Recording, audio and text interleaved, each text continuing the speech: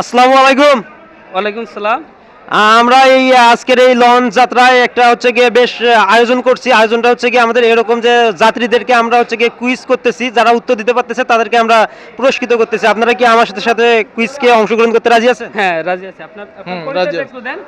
আমি সোহাগ, আমার একটা ফেসবুক পেজ আছে আর এই সোহাগ, এবং আমার একটা হচ্ছে গিয়ে ইউটিউব চ্যানেল আছে বোকা বাক্স। তো আপনার জন্য কোশ্চেনটা হচ্ছে গিয়ে এরকম সেল সংক্রান্ত।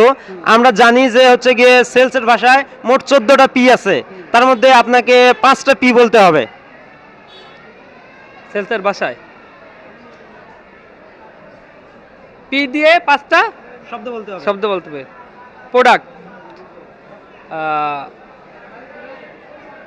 প্রিপারেশন,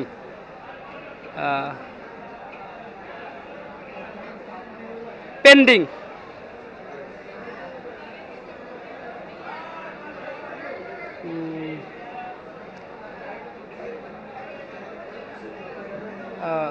প্রোডাক্ট বলছি না? হ্যাঁ, প্রোডাক্ট বলছেন, একই নাম ডাবল বলা যাবে না।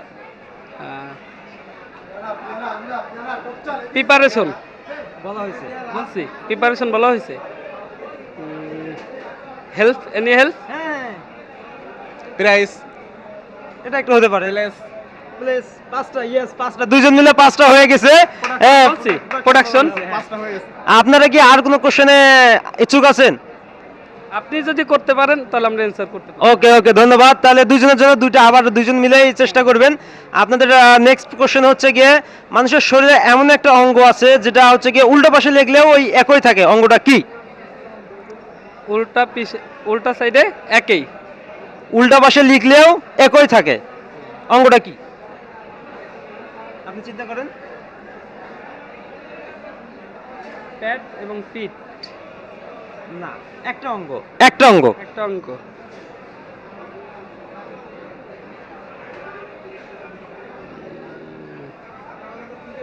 নার্ভাস বলতে